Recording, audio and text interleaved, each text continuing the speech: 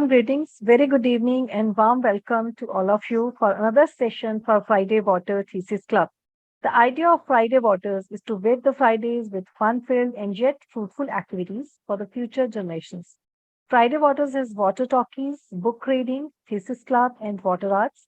The focus of Water Thesis Club is on bringing the student scholars who have done or are doing a thesis alias research on water matters to the session in order to discuss with them the making of the thesis, research, and the issues around the subject covered. My name is Ekta, and I am the moderator for today's Thesis Club session. I'm joined by Sonia Gupta, professor at Voxen University, as a discussant for today's Thesis Club session. For today's session, we have Priyank Samagra to share his research on accountability during the delivery of municipal water services. Priyank Samagra is a PhD candidate at Center for Policy Studies, IIT-Bombay. His broad area of research is last mile policy implementation and public accountability. His PhD work is focused on manifestation of accountability relationships during the delivery of municipal services in Tier 2 cities of India. Earlier, he has done MTech in water science and governance from Tehri School of Advanced Studies, New Delhi, and BTech in Metallurgical and Material Sciences Engineering from Viswanarayan National Institute of Technology, Nagpur. He has also worked as a policy practitioner at Samaj Pragati Sahyog, a non-governmental organization which works in central India tribal villages for water and livelihood sustainability, and Foundation for Economic Development, a non-partisan think tank based in New Delhi. Welcome again, Priyank. May I know, now I invite Sonia to take up the session. Thanks, Ekta. Over to you. Thanks, Ekta. Welcome once more, Priyank, to the Thesis Club. And yes, I have been privy to your presentation. I would definitely say it's a rather topical one and extremely thought-provoking.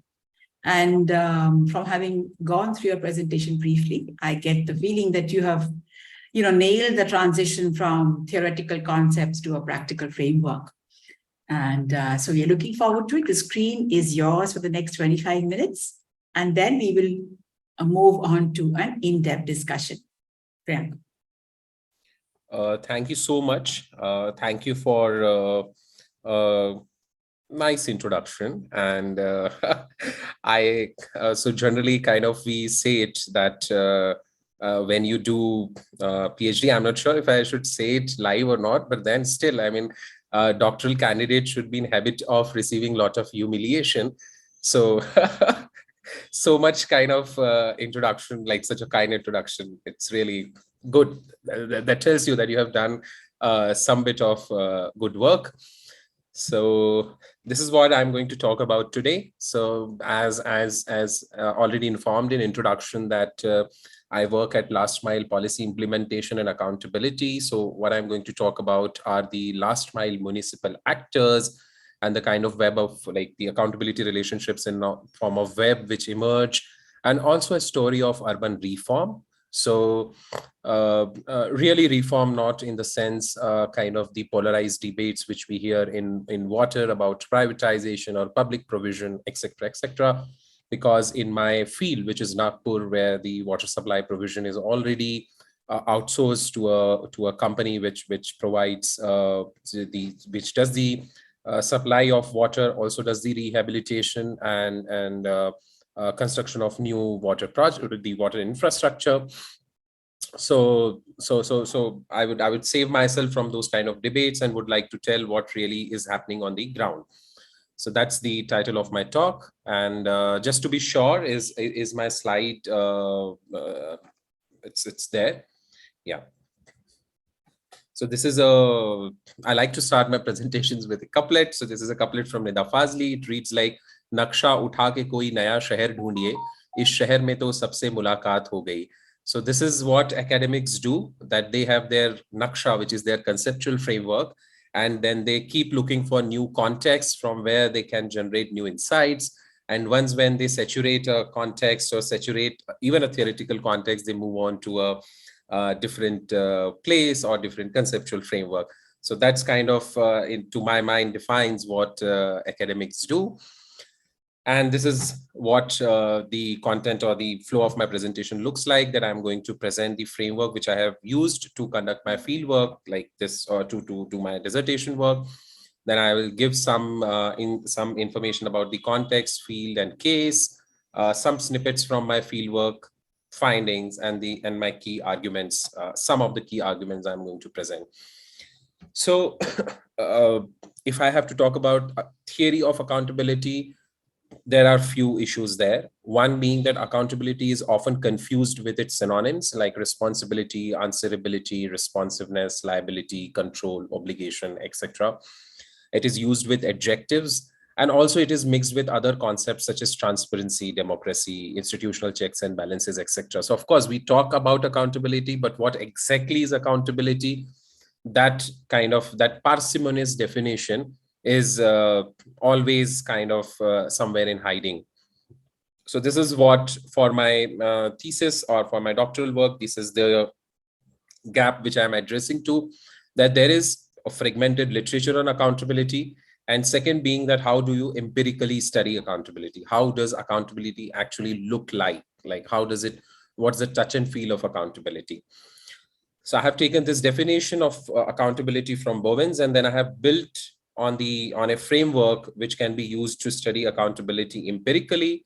It defines accountability quite simply as a relationship between two actors, accountee who has an obligation to provide account, and then an accounter who demands the account. And then accounter does all these things: evaluate the account, pass judgment, levy sanctions. So these are my main research questions which I have addressed: the accountability relationships during the delivery of municipal services, and how do different types of accountability relationships interact, basically political, social, and bureaucratic. So here where so what I have focused on are the water supply services and the solid waste services.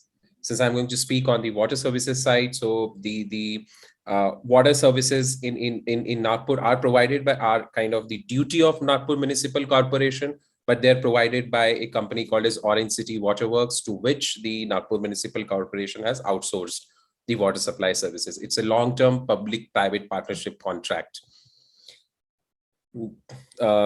Just to kind of introduce to you the kind of things which emerge in my work are this. So I think I should be going back and doing it this way. So there is something called as duty relationship. So instead of pushing accountability in a moral domain, I'm keeping it to the defined duties. So all the actors, the frontline workers, or the locally elected politicians, so all these actors have some defined duties. They don't stick to it, they deviate from it.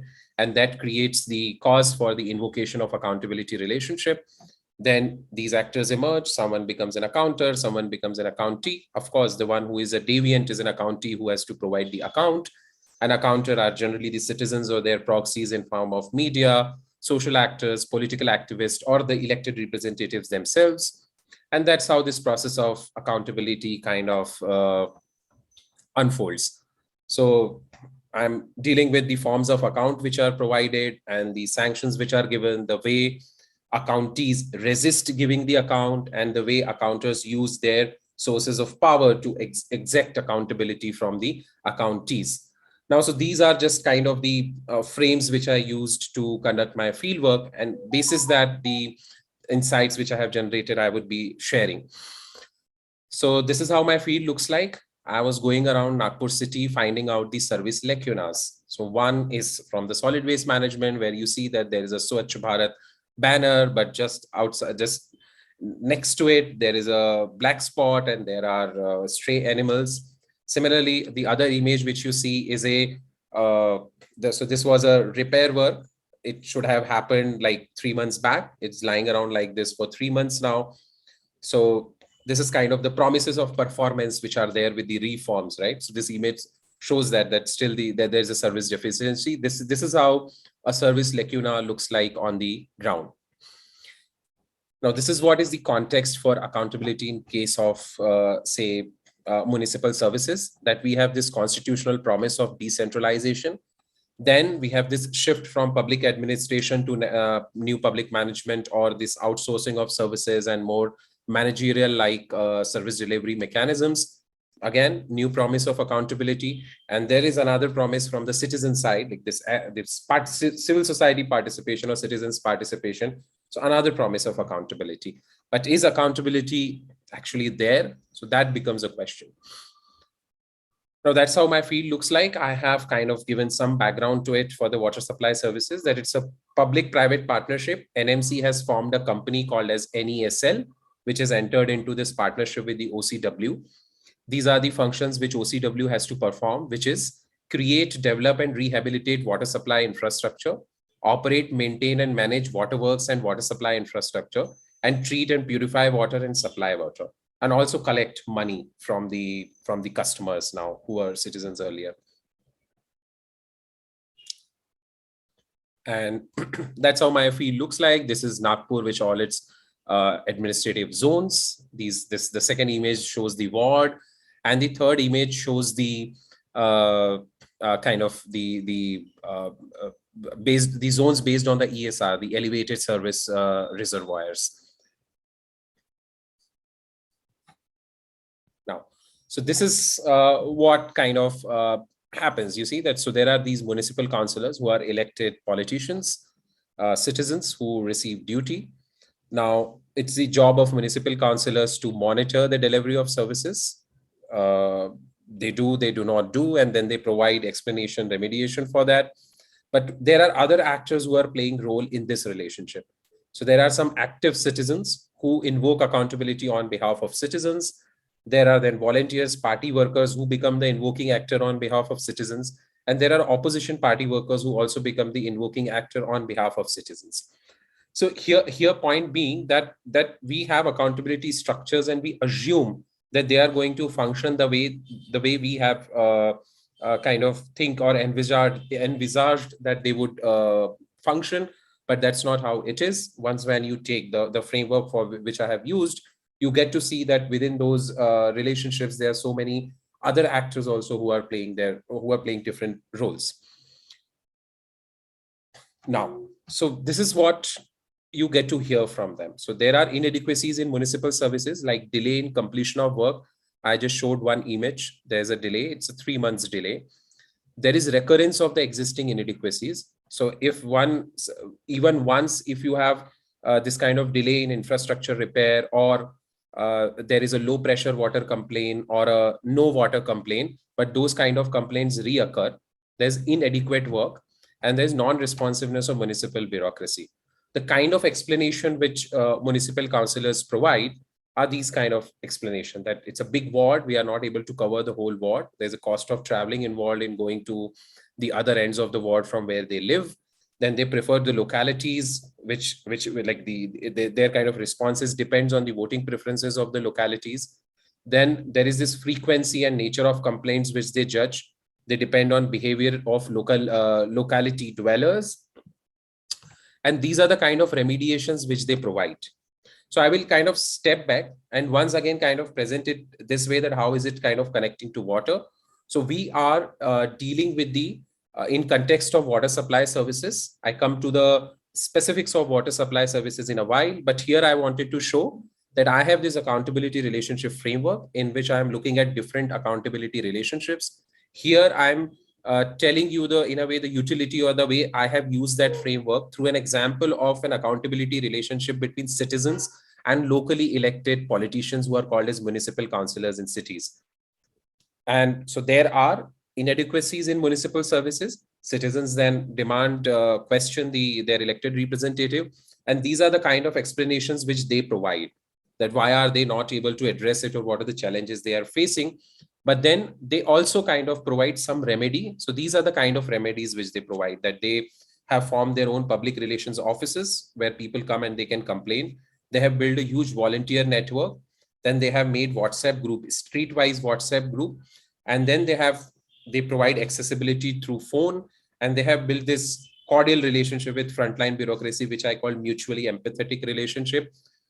So which is like they tending or wanting to influence the frontline bureaucracy. The point here being is that reforms are promising us some kind of a professionalized frontline bureaucracy.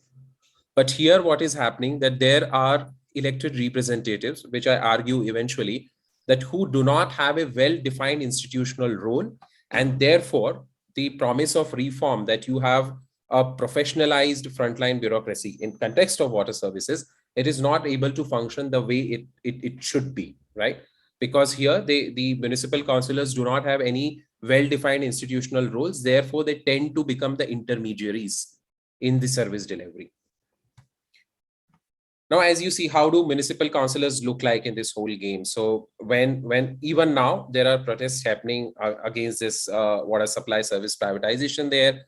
So there's a dharna happening there, someone saying 24/7 dhoka hai, dhakka maro mauka hai. So this point being that the promise of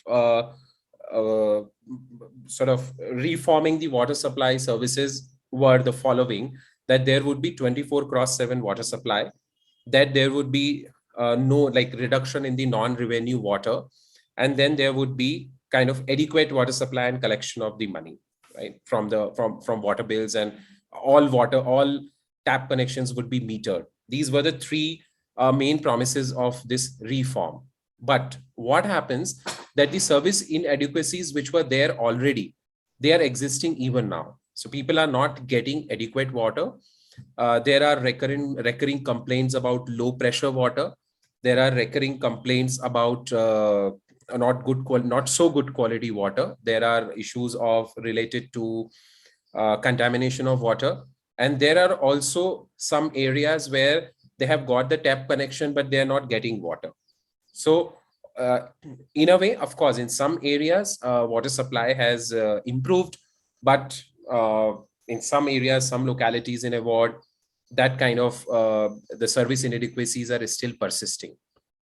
Now, the second point there about service inadequacy is this, that people then complain that we were promised 24/7. We are not even getting the water which we were getting earlier, the adequate water which they deserve. So now there comes that, okay, that locality is getting water, we are not getting water.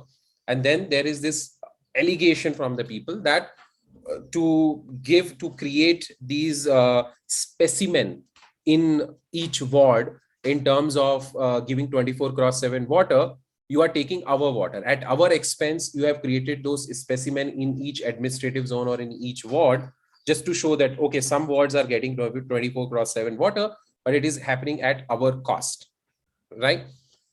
So on over it looks like that it is a what you say, kind of all sort of rosebud kind of thing once when reforms happened. But when you go on feel and look at this kind of last mile issues, there's a lot of politics happening around these issues and many other issues emerging. So the second image is this: here's a ward councillor sitting near an ESR, but what is he managing? He's managing the supply of water through water tankers. So again, promise was every household will get a tap connection, but here is an administrative zone.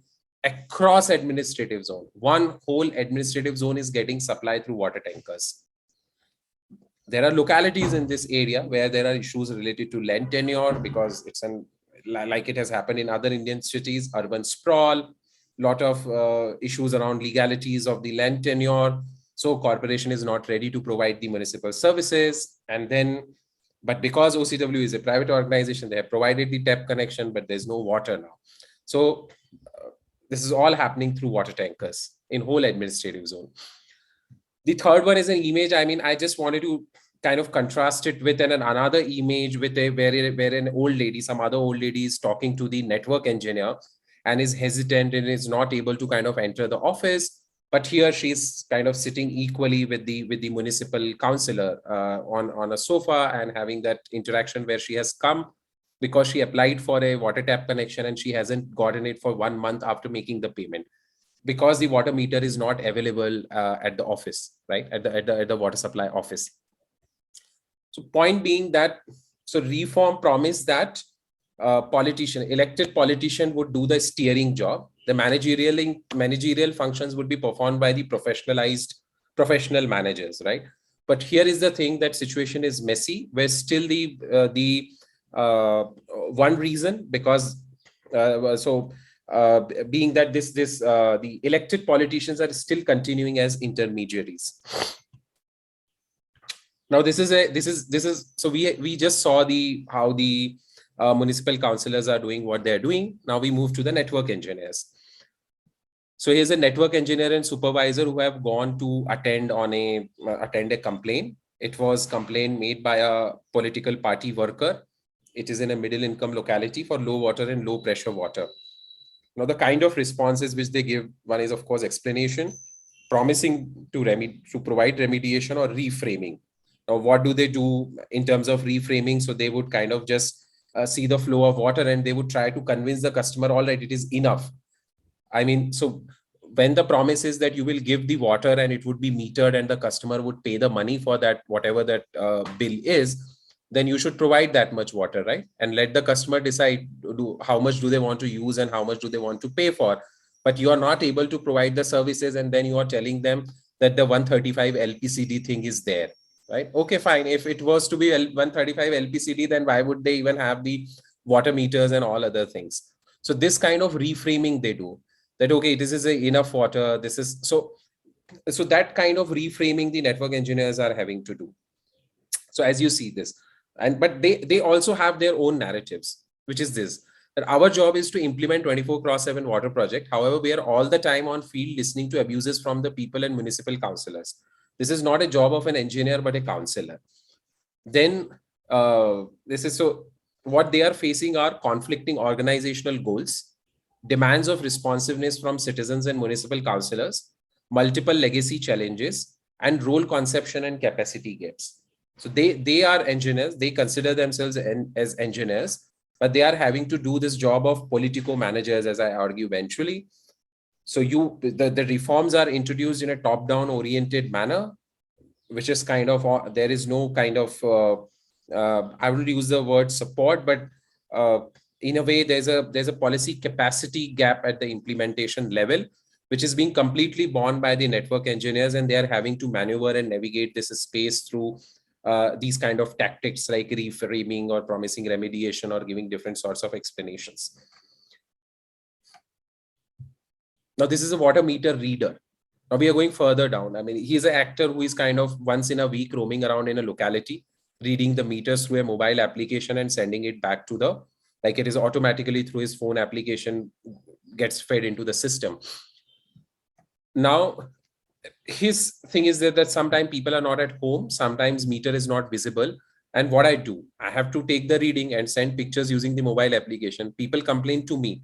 I pass on the complaints to the service point manager to tell them to come to office. So this is, you see, you have a mobile application and you thought that there's a meter reader and that reading would be done and then it would be automatically fed into the system and people will get the right bill. But still there are issues of inflated bill.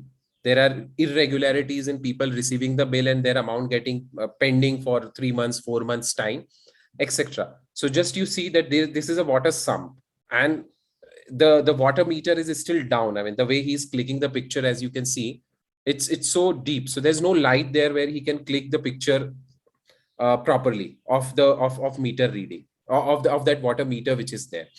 So these are the kind of last mile issues. So one way to look at it, that there is this kind of a malfeasance we assume at the last mile level, but it's not always malfeasance. There are these instances where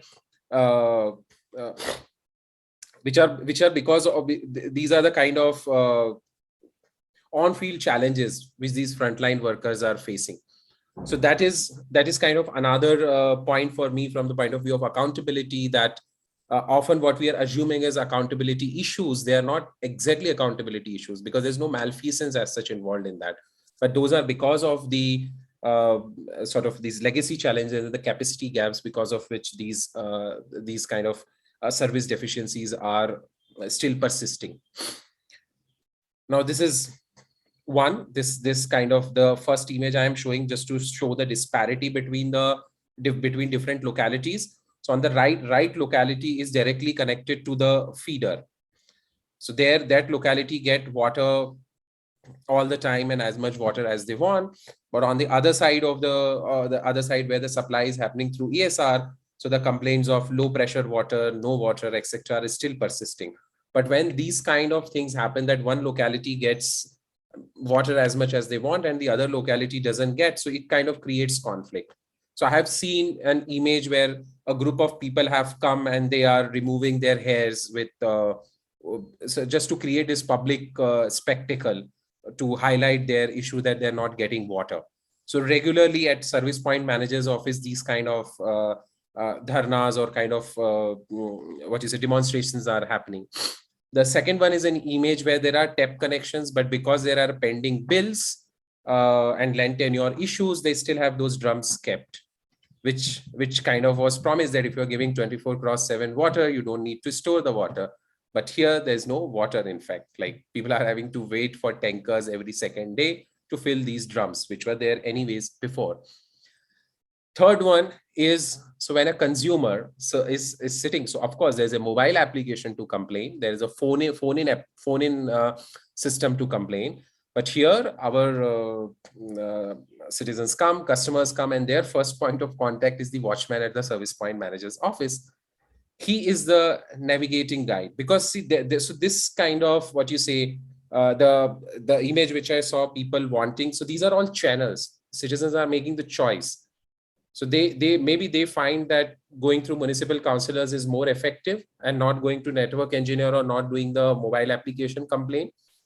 And here again, as we see, they are coming to the watchman first, who is helping him navigate this whole kind of office system, which is there, that where can they go with what they want to do.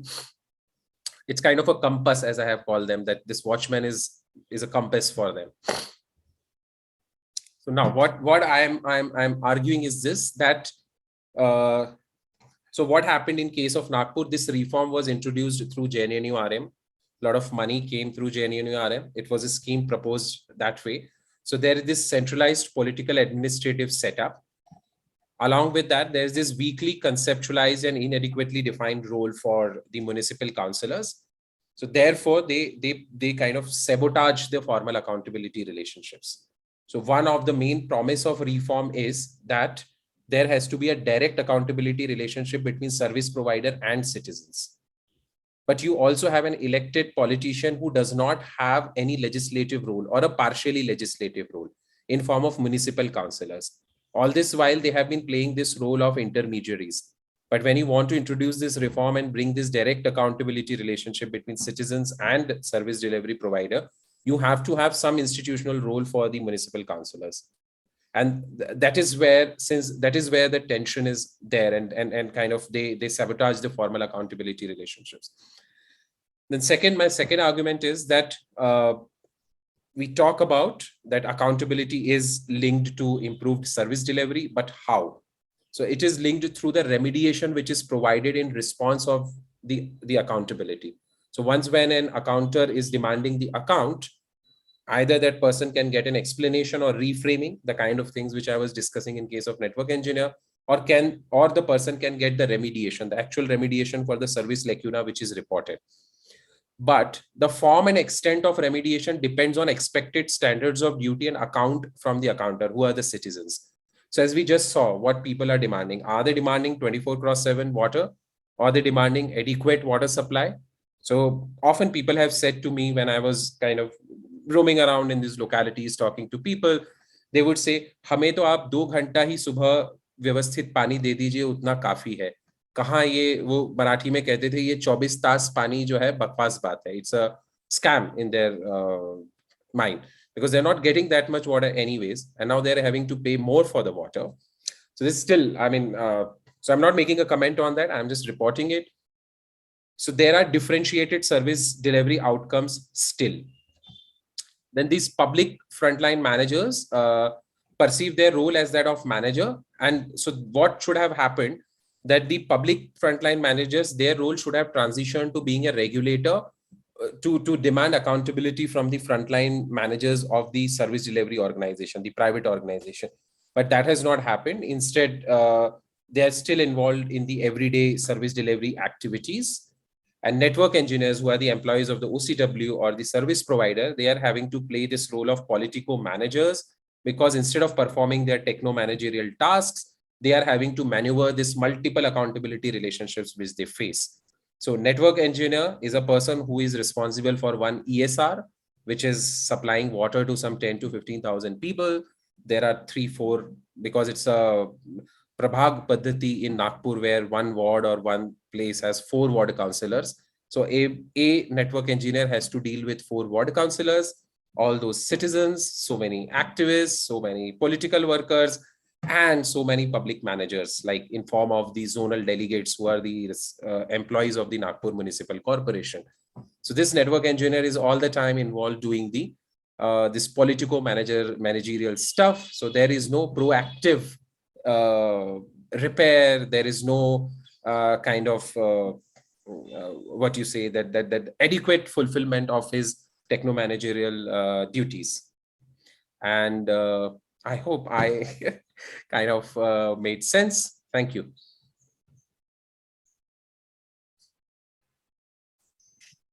Yes, thanks, Priyank. That was a lot of, I think, thought and ideas for discussion. So I would, I don't know whether it is crossing everybody else's mind, but to me, the first thought is, and if you don't mind, or if you already have thought about it, how do we compare this system? Because you studied it in Nagpur. Yeah. Right? So the first thought is, what happened in Odisha? Do you have any idea about what happened there? Because there it was a 24/7 water supply first, and then it was the drink from the drinking water from the tap concept. But it was 24/7 water supply first. And they did, I'm sure, go through all of these issues that you have just placed before us. So do we have any idea of what happened there, how they tackled it? Because it is supposed to be a successful system, and there are perhaps some other players in this role of accountant and accounting. Yes, Priyank. Yeah, so I think I don't have this detailed awareness about the Odisha case as much as I have about the Nagpur. But from what I have observed in Nagpur, basis that what I would like to comment on this, which is, first of all, I mean, if methodologically I have to comment, which is that, so this is Nagpur is my field, water supply services is a context for me to study the accountability. So really, I am making the theoretical statements around accountability. So not so much directly, I would say, on water supply services, but because in water supply services, the reforms have been a contentious issue for kind of quite some time. So that way it is a comment on that. So that is part on the, so that is one part on methodology. And second is that since it's a qualitative study, so it is beyond the scope of it to make any kind of generalized statement. So having said that, if you look at, so there are successful examples of 24/7 water supply in Nagpur, but it is in pockets, because it was a such publicized project. So in each administrative zone, there are 2-3 localities where they have ensured that there is 24/7 water supply, but still people are having to store water because it is not reliable. So people say that they get water for 6-7 hours, and then there's वो से कहते हैं कि फिर धार धीमी हो जाती है. So they keep it, they're expected to store. Second, but it is not across the city, which was promised. The infrastructure is not rehabilitated. And second is that parallelly, the other infrastructure which needs to be improved, which need to improve, is the sewer infrastructure. So even if you are coming up with a new pipeline and next to it is that old cast iron pipelines are going. So every other locality has this issue. High rises have come up, more people are there. It is beyond the capacity of the sewer infrastructure, which is already there. It malfunctions and it affects the water everywhere. So in all wards, there are some pockets where this kind of issue is there. So the one point, like this point which emerged, is that parallelly that point also needs to be need to work at if it has to be a 24/7 water supply. The third point is that now to make this scheme successful, from where Nagpur is getting water, that is a question. So 24/7 is all fine, but Nagpur is getting water from 3 different sources in the nearby regions, which are dry. So those questions have to be asked. That is Nagpur, I mean, just to make, because it has to be 24/7, you are drying up the other nearby regions, right? So that is the Yes. third point in a way there. And fourth point there is that, fine, you have to have the 24/7 water supply, but where are the people who are going to manage it on ground? So as I have shown that once when you have this kind of new system coming in where people have to pay, and then they have to kind of mend their ways in the things which I have observed and stated, then what do these network engineers do? They work on the water infrastructure which matches up to the 24/7 water supply, which is their organizational goal, or they keep doing this political work which they're still doing after 15 years of their 15 years of this kind of reform being introduced. So I mean, these are the questions which are emerging from there. Right. So, you have taken up a very, very important and a very deep issue, I would say, because accountability is a very large word. And in the sense that it's about balance and justice. And as Plato has defined justice, that it's everybody doing their job in a proper way. So if that happened, then you wouldn't even have the issue of accountability. But that brings me to something else, because you have talked at length about the network engineer and how very understandably they are having to face the wrath of the people who are not being serviced even after having been promised. So I'm just wondering that maybe the role of this network engineer, have you thought about it, could be a little different in the sense that either, in very many places, doctors are trained to be counselors. It's just that it's like that. It's become a social science, more and more of it. So can we think of a network engineer who has the role of a counselor? Or if we take models from other 24/7 supply systems, we know that the word that is used is called non-exploitative, which means the people who go into people's houses, right? They have the image of being non-exploitative, which means that they could be self-help groups, they could be women who have very easy access. So what happens is that they are able to take the problems from the receivers, from the consumers very well, counsel them well, and in their technical capacity, then they are able to take it to their next higher level of supervision. So I'm just wondering, does this kind of make any sense to you? Would you be also looking at that kind of a recommendation, or how about that? I think, you see, first, I think somewhere I would like to make this distinction that the one thing is 24/7 water supply, and the other thing is this reform process, like of introduction of the private-public partnership there, right? Right. So then because here what has happened that there's an old infrastructure which has to be rehabilitated, right? New infrastructure has to come up. And this, all of it has to be in line with supplying of the 24/7 water supply. So the job of network engineer really there is to take care of the infrastructure and make it kind of suitable for 24/7 water supply. That is what they are expected to do. But they are also expected to address the complaints, because there the complaints are technical in nature. So say if some household is getting low pressure water, so it has to be diagnosed why a household is getting low pressure water, and that only a network engineer can do, right? Not a person, say, who is kind of sort of not sort of so understands the water network. Exactly, which is why I talked about the so an enhanced role. Yes. Yeah, it has to be network engineer who understands the network, right? Now, but what is happening here that there are lapses at multiple levels. So what I'm trying to convey is this, that because of this top-down kind of this sort of model of reform, and so what I have kind of in a paper argued that I'm calling it as a reform specimen. You wanted to create a specimen, a template of reform.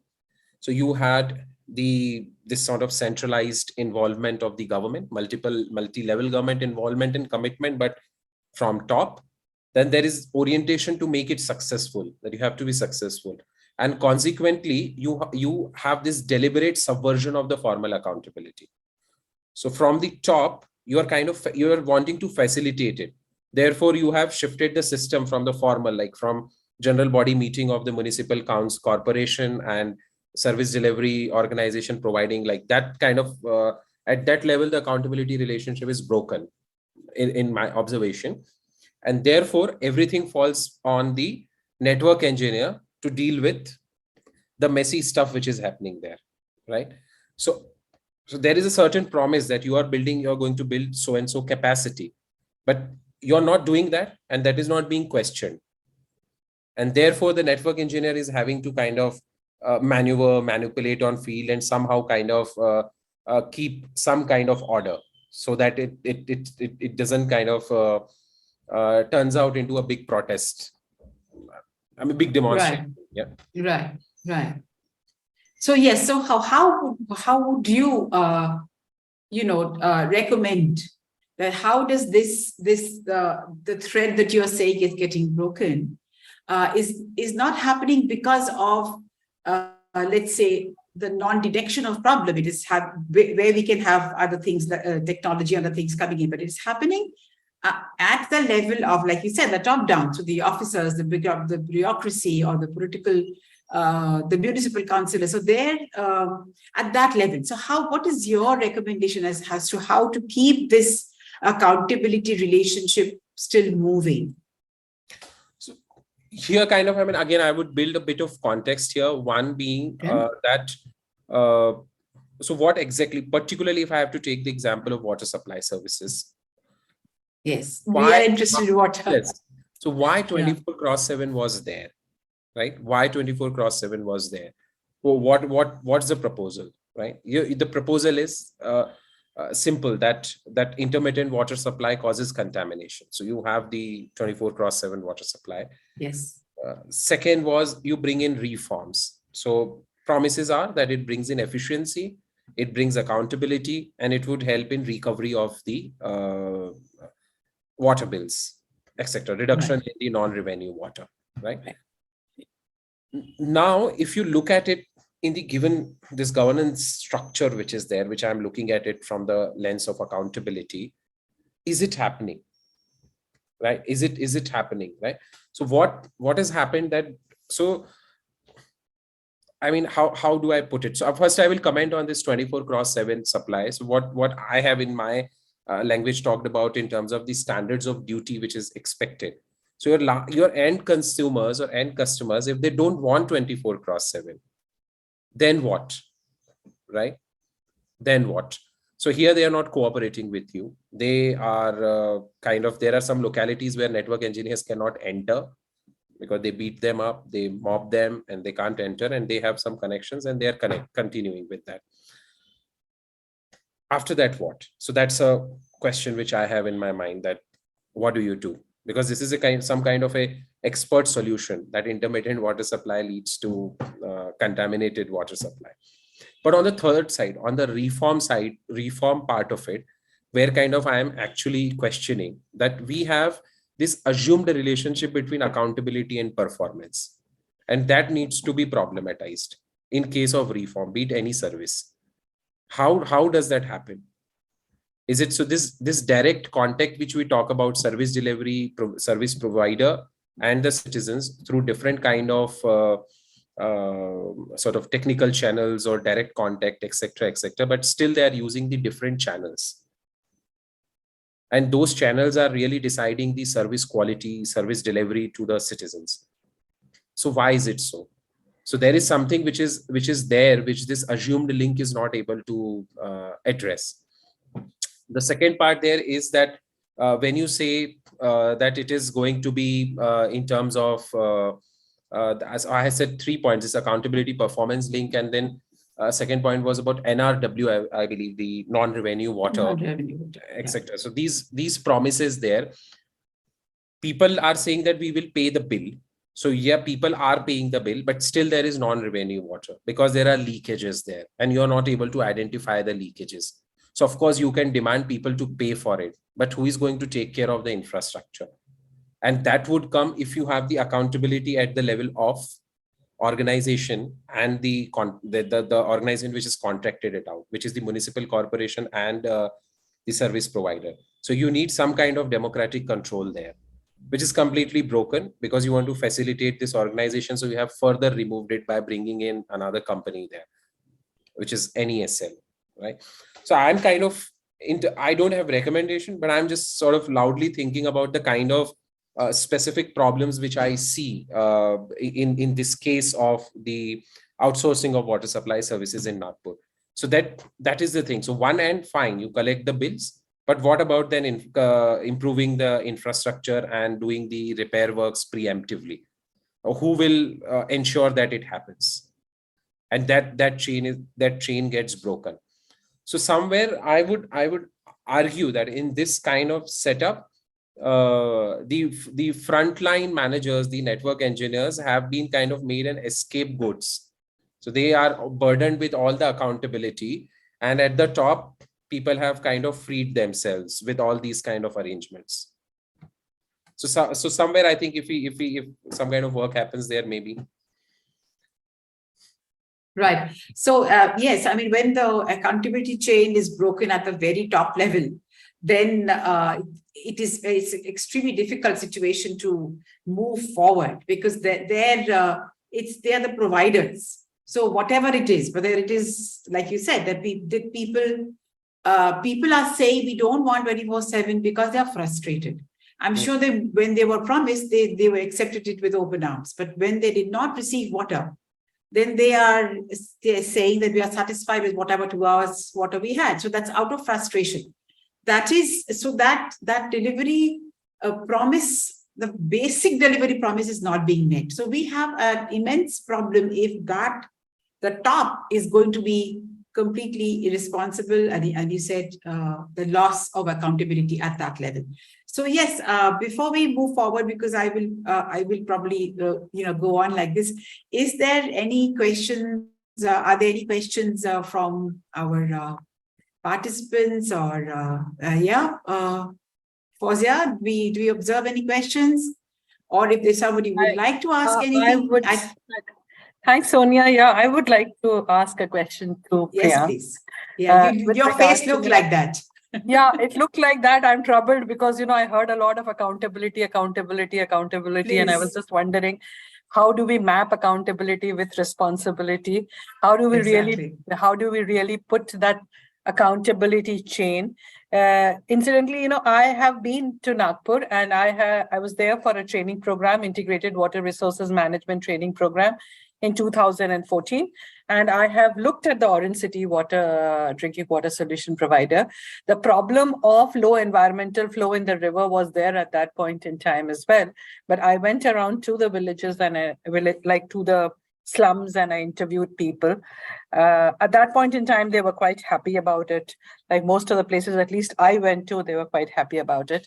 Of course, there was no meter, like there was a common meter and everybody paid the fixed amount. So I'm not sure whether that has changed or it still remains the same. The people were still filling water and keeping because, that whole mental, this thing that in case the water doesn't come the next day, then what? So observation was very different, that people were filling water and keeping because they said that there is a possibility that we don't have water the next day. And what they were doing the next day was they were saying, "Ye purana pani hai, this is old water." So they were throwing that water away and filling it again. So that kind of behavioral issue was there. So my question to Priyank would be that in your study, are you looking at these different actors in the drinking water supply value chain? And then all these actors, including the consumers, what is the responsibility of each of these? And then try to link it with accountability, the chain of accountability, and take it to the source and the source sustainability. Because I remember in one of your slides, you did talk about, from where is the water coming? From where is the water coming? And, it's coming from 3 sources, and all these sources are getting depleted. So that in itself questions the sustainability of the supply if the source is getting depleted. So are you looking at only the end of the pipe, or are you looking at the entire value chain of drinking water supply?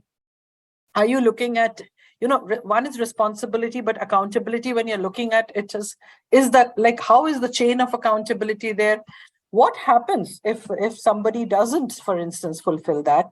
Are you going to provide a framework? Because again, you said that last mile policy is what you're looking at. Is your research going to provide a framework wherein, you say that, okay, this is the present situation, but if we really want, to hold people accountable or hold stakeholders accountable, then this could be a good possibility that is there, a plausible change that we can think of. Over to you, Priyank. Yeah, thank you for that question, ma'am. So for me, for me, all my accountabilities is starting with a service lacuna. So if you see in my framework, I have said that there's a duty relationship which exists first. And once when that duty relationship is not fulfilled, accountability relationship is invoked. So it is like that there are service lacunas, people experience their service lacuna, and someone's duty is that that service lacuna should not have had happened. And therefore, then they're now having to demand the accountability. So that is there, that, I mean, those service deficiencies are there, or service lacunas are there, because of which people are demanding the accountability. So now the responsibility part of it, which is there in the duty relationship, that there are people who are responsible, like network engineer has some duties, then municipal councillor has some duties. Similarly, OCW as a service provider has some duties, right? And they are defined duties, and there could be some duties which are expected from the citizens, right? Now, when a service deficiency is not, whenever there is a service delivery deficiency, I'm mapping that deficiency to a duty deficiency, which is whose duty has not been met, right? But that is I am mapping. The accounters are not mapping it. Accounters are getting hold of whoever is available to them, like whichever channel they can catch hold of. So they're going to municipal councillors. Sometimes they go to directly to network engineers. They go to party workers, they go to social activists, or they go to some active citizen in their locality, right? So for them, this kind of, so they are not looking at that who is responsible there, but they are looking at who can get their things done, right? So that's how it is happening. But if you compare it with what reforms promise, is that there is going to be a direct accountability relationship between the service provider and the citizens. But it's kind of that structure exists, but the manifestation, the way ARs are manifesting is through different channels. So that is one part of it. And the second part, where kind of I would link it with what Sonia ma'am said when she was saying that there's this top issue and all. But then I would want to argue that 24/7 was that discourse was brought in not to solve a water issue, but to privatize water supply service. So if the Oh dear. I think he must have lost contact. He must have just lost contact. Yeah. He'll come back in. Yes. So what, in the meanwhile, if we can always look at other questions, but I'm just also thinking that, what he said about that level of responsibility, and he is actually arguing that the whole idea of 24/7 water supply is a misinformation for us. The aim is something different, and it's coming down to the provider as 24/7, but that is not really the issue, or that is not really the aim. So here, before he can join again, I would definitely like everyone to think about the Odisha model, and somehow it has been successful, except what we talked about, what Priyank also talked about in the source. Because the moment you're talking about 24/7, where is the source of that water? That becomes very important, because then we are going to think of decentralization. We cannot have centralized water systems providing 24/7 water. Absolutely impossible. So yes, Priyank is back. Priyank, we were so just I'm talking so sorry. about. There was a power cut at That's my okay. end, so That's Wi-Fi went fine. away. So I've just joined it using my phone. So the point which I was making, I believe could be rather provocative, but I would continue there. That so I think it wasn't thought through in a way in the kind of context in which it was going to get implemented. So really, I mean, I would want to put it in kind of these many words that discourse was created because water supply services were to be privatized.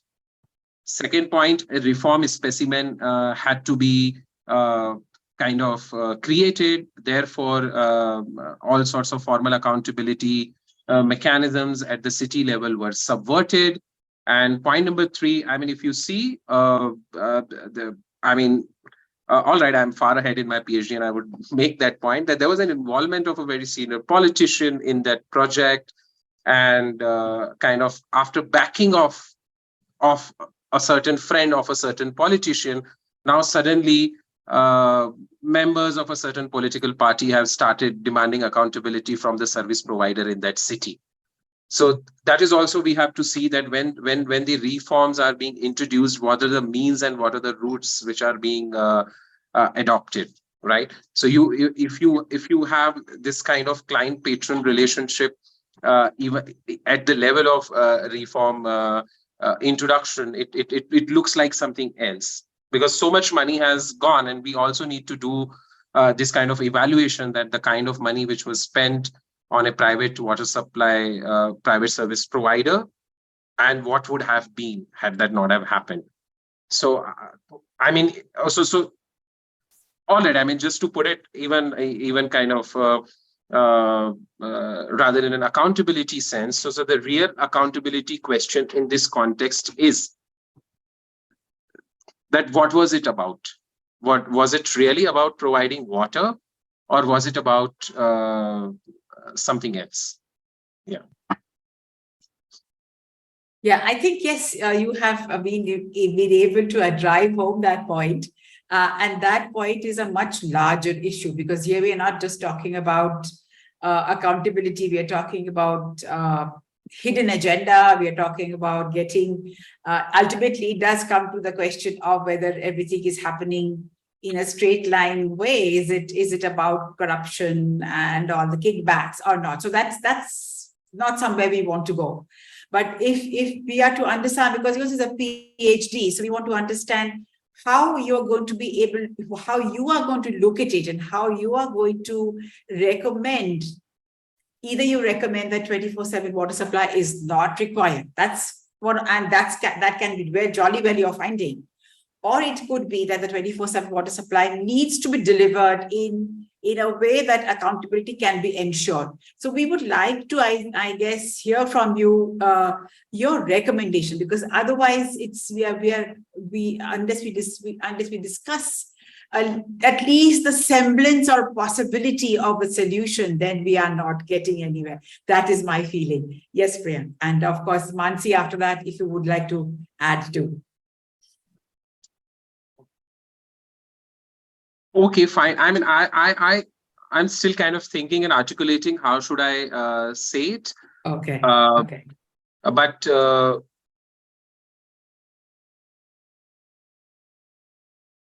if 24/7 water supply has to be ensured, which is kind of a big project, like which involves a lot of money, a lot of technological changes in the water infrastructure project. But that shouldn't happen through subversion of city governance structures. So that is what would be my point, that it shouldn't happen in the reform specimen manner as I am kind of putting it up. It should really kind of, it should not subvert the democratic control at the city level. It should not subvert the accountability processes at the city level. And it should take into account the kind of interests and the needs of the larger city population. So, yeah. Right. So, yes, Mansi, would you like to comment, or we can ask there are participants here. Is there any question? I think there is, yes. Any question from anybody who's here, please? any not just a question, but even a comment or something to share about the topic that is being discussed right now, because we will soon be coming to the end of the program. So if there is any comment that anybody would like to make, then I would definitely request that this is the time to do it, please. No, yes, Professor Abhijit. I think Fauziya brought in a pertinent point, and this is a perpetual debate that we have always had. We always talk to the students when we teach services also, whether what is good, whether it is intermittent water supply or whether it is continuous water supply. And that debate is, I think, going to continue perpetually, because there are pros and cons for both. I mean, as Fauziya said, if it is intermittent, they tend to store water and then they waste it because it becomes stale. If it is continuous water supply and if there is a leakage, that leakage keeps on continuing. So yes, but that is an intermediate time, as we have experienced. It's an intermediate time will happen, but that will move if we are assured of 24/7. Yeah. So I think what is necessary is basically a change in mentality.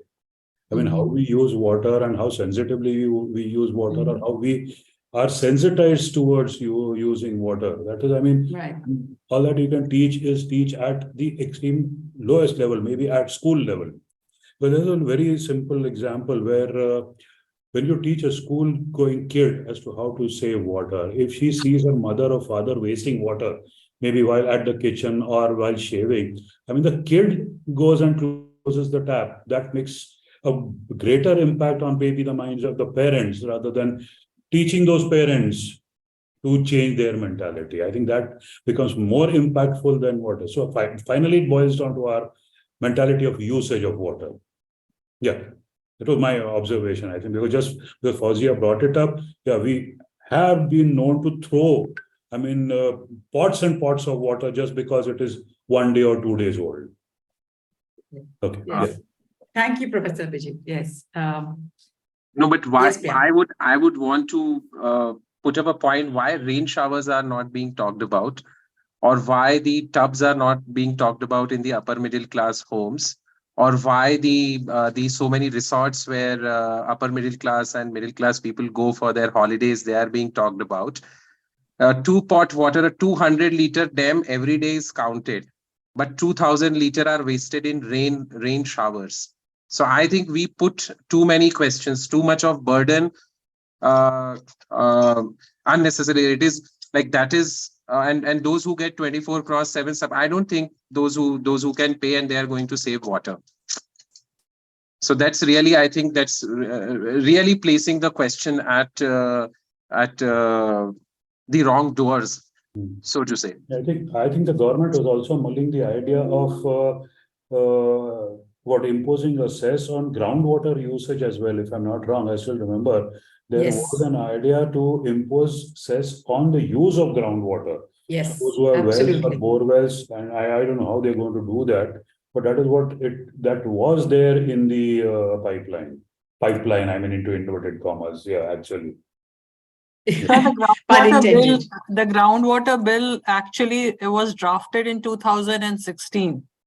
Yeah. And it is in that stage itself, it has not yet been enacted, because there is more of politics attached to that as well. So these are all research topics in itself, including what Priyank raised. So all these are research questions which are there, and I think will require another maybe a thesis session to talk about it. Over to you, Sonia. Yes, absolutely. And Ekta is raising a question, but yes, we do have, like Priyank also mentioned, that we have this 135 LPCD liters per capita per day. And in fact, the central government's vision about 24/7 water supply is there. It has a name which I just can't recall right now, but there is Swajal, I think it's called Swajal. So there, the LPCD is taken as 55.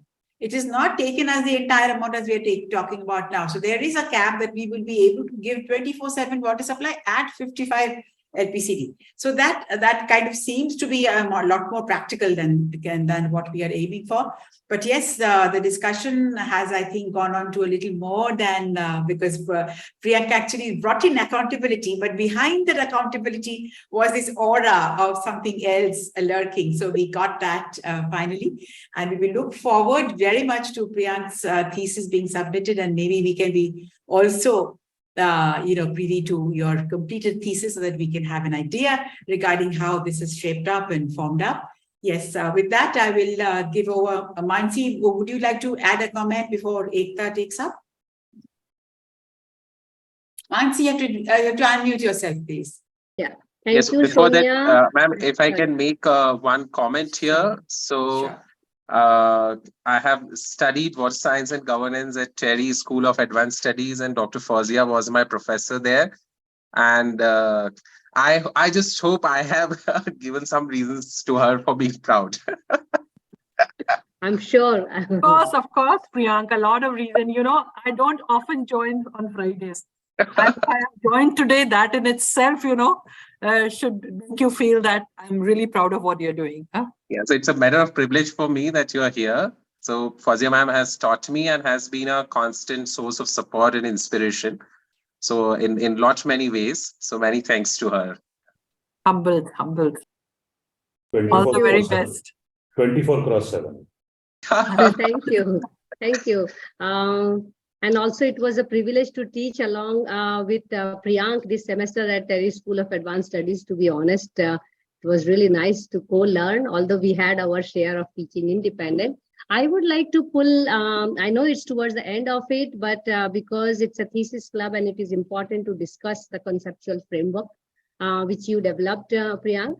And where in your framework, you do make kind of you show an interrelationship between a county and a counter, where you are talking about, putting some kind of demand to either of the set of stakeholders. And you do talk about how the deficiency or accountability relationship is invoked, where duty comes into picture.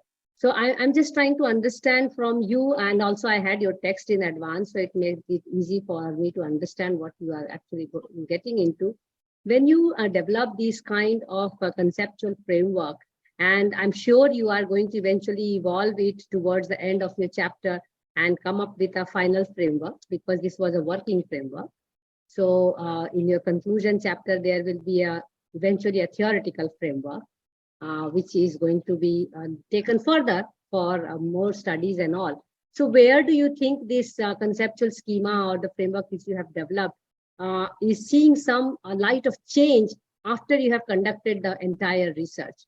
Do you really think that there are certain indicators where you can really put forward saying that these are the interrelationships where the county and the counters can be complementing, and these are the tension kind of relationships which they will continue to hold, which is not going to be changed very soon? So this is more of a conceptual or philosophical question from my end, and I think it's an important question for any PhD scholar to hold on to, because in PhD we are trying to learn the philosophy of the subject, and often we get carried away with the subject itself, and the philosophy takes a backseat. So my question is more on the philosophy of your project. Will you be able to draw some indicators for both complementing and conflicting relationship between them, or are you planning to have them as findings? Sure, ma'am. So, I would respond to that question, but before, as I'm reflecting to what I have kind of spoken so far, so I wanted to add a caveat. Sure. So that I have used water supply services as a context for me to look at the accountability relationships.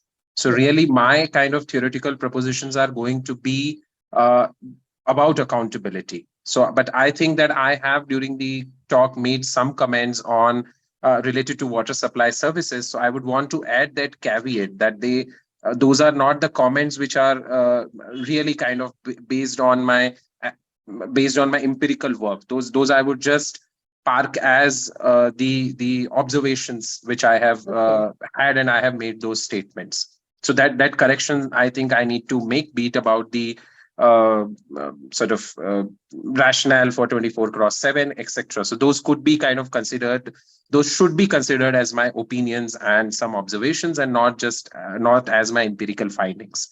Yeah. Now, back to your question on accountability, my point is that so what we are arguing it is that it is a patently political process. Yeah. So there is going to be tension, because as you see, I am basing the invocation of accountability on the non-performance or non-delivery of a service or service lacuna, right? That tension, now that it based on what is provided in terms of account, if it is an adequate remediation and adequate explanation, then that over a period of time, it may evolve into a trust-based relationship. But given our context, which is a weak institutional context, the remediation and explanation is not satisfactory or is not so adequate, that tension remains. So does that mean that we will continue having more conflicting points or tension points, as you are saying, and we will not be able to evolve some complementing points between the accountee and accounter? And it's just a philosophical question, not really related to. So I think, see, just as I observe that for people to go to a certain channel, it is based on their previous experience. So if in their previous experience, some channel has yielded to them or has ensured that they receive adequate account or remediation, they would go to that channel, right? So this is a kind of a, you see, it's an emergence, that relationship is evolving. It is not static. So here where kind of theoretically we depart from principal agent theory and use this framework that there are no a priori principals and agent. And here in this case, when this relationship is there, just to put that World Bank thing of service provider and citizen, a direct accountability relationship, but here there are actors, and so though your frontline manager, in this case a network engineer who is a employee of service providing organization, and there is a citizen, but there are other factors which are working there. So there is these kind of micro political economic factors which work there, right? So maybe over a period of time, a certain accountability relationship may evolve into a trust-based relationship. But like it has happened in case of municipal councillors and frontline workers. So though it sabotages the formal accountability relationships and help the municipal councillors to maintain their clientele networks, the patronage method of delivering services, but there is this mutually empathetic relationship between them, which is trust-based, because they trust each other. And that is what, like, just to finish it up, that is what one of the first arguments, that because they're marginalized institutionally in a way, the municipal councillors, they find out this way to influence. So they have this direct influence over the frontline bureaucracy. But it has emerged because new municipal councillors don't enjoy that kind of relationship with the frontline bureaucracy. It is the senior councillors who are there for like 2 terms, 3 terms. So that is the point. It is a patently political thing, but it may evolve into a trust-based relationship depending on the experiences of both the actors. And there where the point of departure from principal agent theory, that there are no a priori principals and agent, and the kind of assumption of moral hazard or sort of loss of agency may not kind of be so sort of applicable in all instances of manifestation of accountability relationship. Thank you so much. Thank you. Over to you, Ekta. Thanks, sir, may I Mansi. put one question? Yes, please. My question may be or may not be relevant to this topic being discussed, but I want to. Excuse me, if you can please put on your camera. But is that trouble? Otherwise, it's okay. But we would appreciate if you could put on your. That's okay if you can't. No. All right. Presently, Yeah, I sure. cannot put on camera. Okay, no problem. No problem. As I know that sweet water content in the world, in the world, that water we have, that is very less sweet water content. Maybe 1% of total water content that we have in the world. So the sweet water content may be 1% of whole water. I do not know that data is correct or not.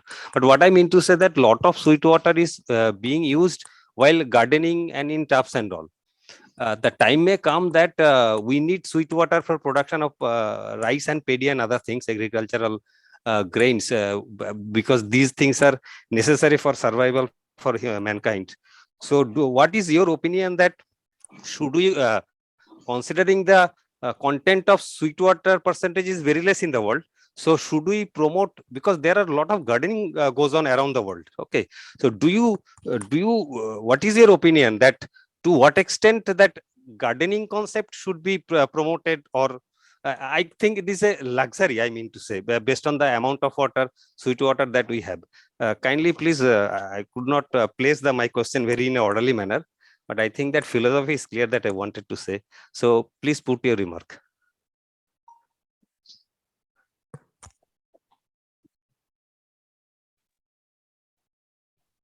Okay, let me quickly respond. I'll just quickly respond. Fauzia. Sure. I'll do that. So yes, you are right. Fresh water or sweet water, what you're referring to is very little.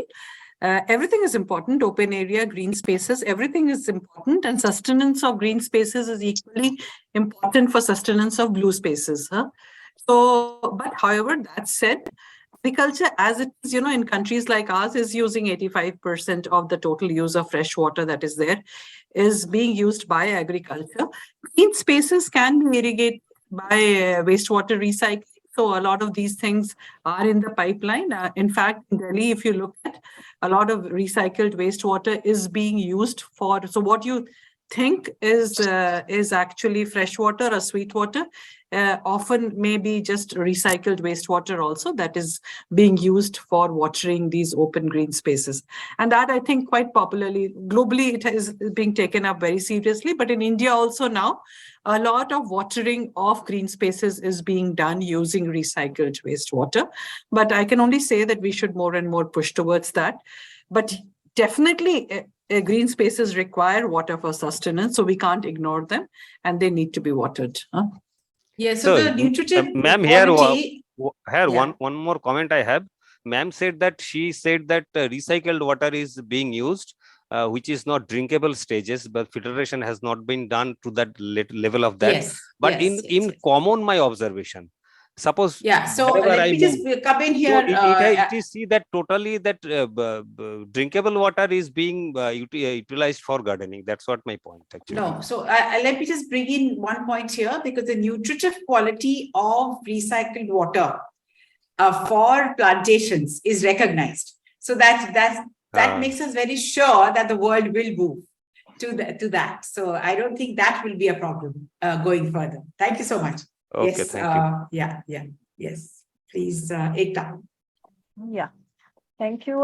Wonderful discussion today, and definitely the accountability, responsibility, these are the synonyms, and the chain that we are talking about at the different levels. The chain can be strong only if all have the clear roles and responsibility, and they are working according to that.